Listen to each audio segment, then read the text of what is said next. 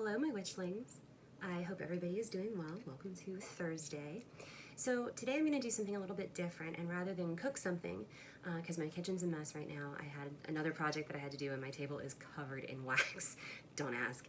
I thought I would do a video talking about autoimmune disorders and the specific diet that I'm actually catering to on this channel and through my blogs. So a lot of times, and I'm also going to be enjoying my tea, because tea, I love that tea. So a lot of times people, they understand that there's this thing called gluten. They don't know what it is exactly, but they know that it's in wheat products.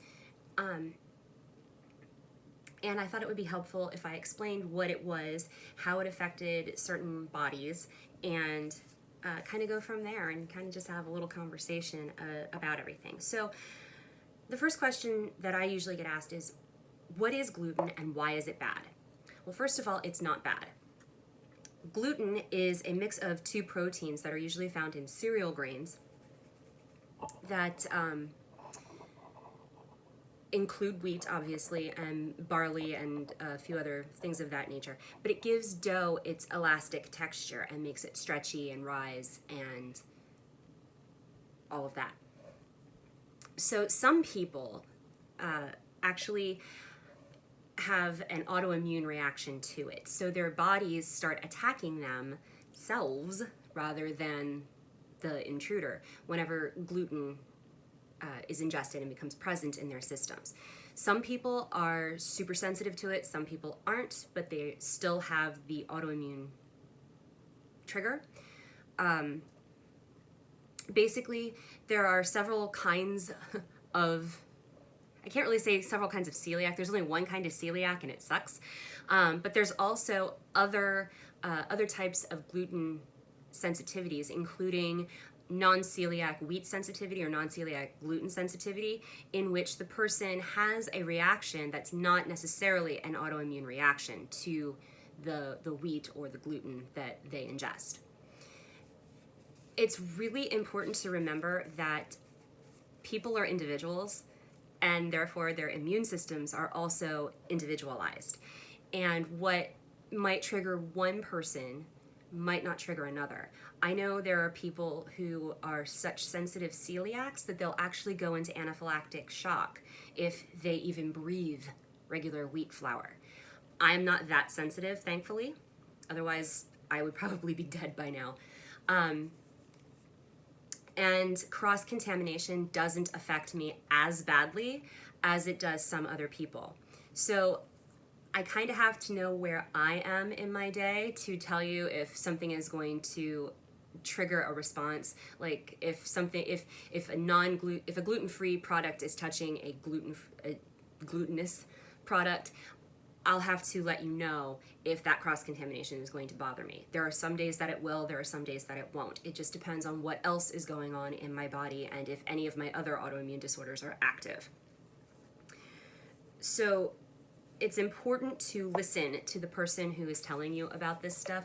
For example, if you see me drinking a porter, I know what porters and what regular lager beers and such are going to affect me personally. I know when I can drink them. I know how much I can drink before I have a reaction. Just because I'm drinking a regular porter doesn't mean I'm going to chow down on like a regular pizza or a regular hamburger or anything like that.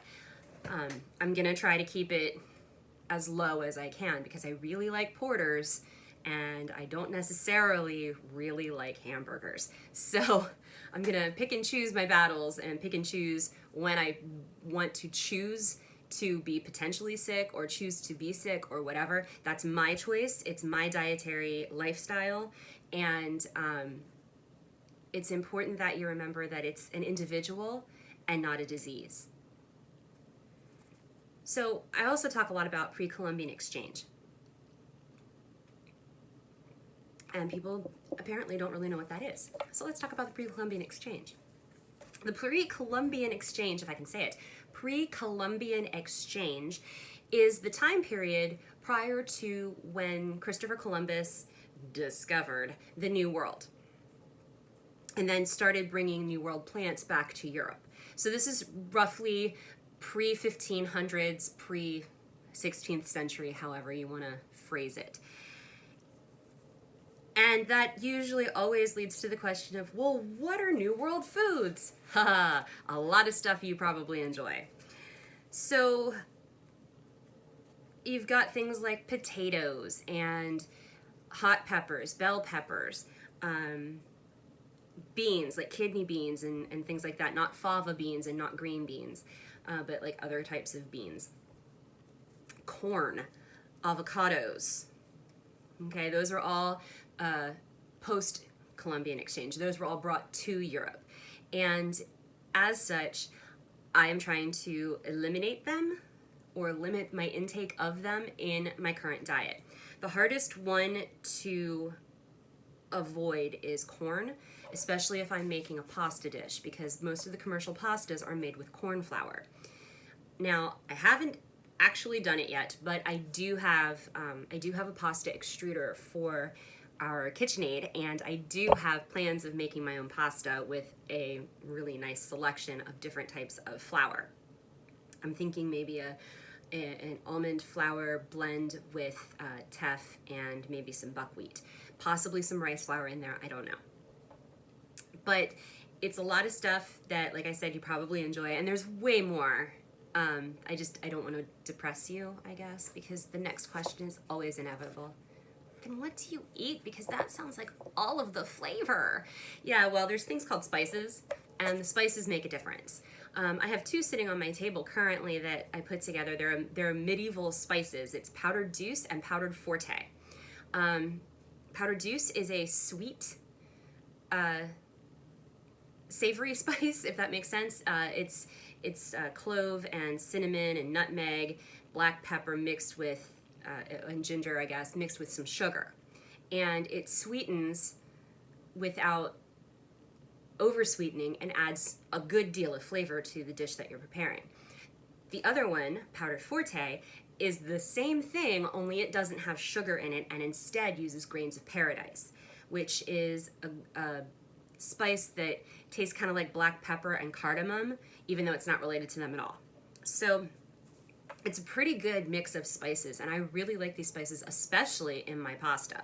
So you can get kind of creative with what you do when you realize that you don't have these things to work with, and people survived for thousands of years without these cultivars and these the produce and such that we're using today. And again, a lot of the New World foods are known to trigger autoimmune responses and inflammation. So I'm pretty sure that everybody's heard of the paleo diet by this point, where you're eating a lot of protein and moderate fat with low carb, because that's how the Neanderthals and the cavemen used to do it back in the Paleolithic days. Except they didn't, but that's beside the point. We can't really eat like cavemen because cavemen didn't eat every day. And they also were, hunting for 12, 14 hours a day. We don't expend as much energy as the Neolithic or the Paleolithic man expended in his day. When I was powerlifting before the autoimmune crisis that I have, I was using a paleo diet, and it worked really well for me. So I decided that since one of my go-to websites for all things paleo is called the PaleoMom.com, she is a chemist and applied her science knowledge to the kitchen and actually researched out why certain foods would trigger these reactions.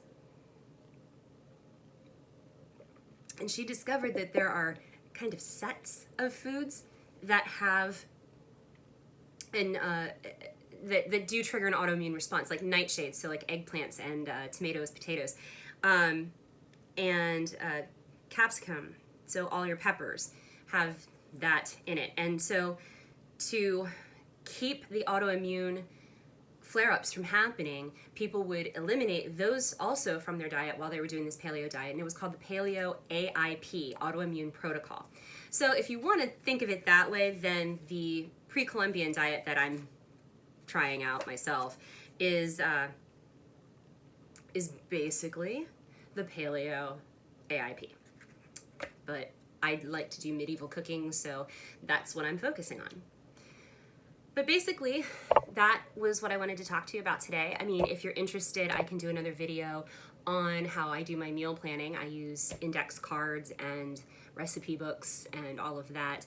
Otherwise, I will see you next week with some more fun videos on cooking and shopping and all of that stuff. Take care, make sure to like and subscribe, and do make sure to head over to my Patreon. The link is up there, I think. And give me a like over there too.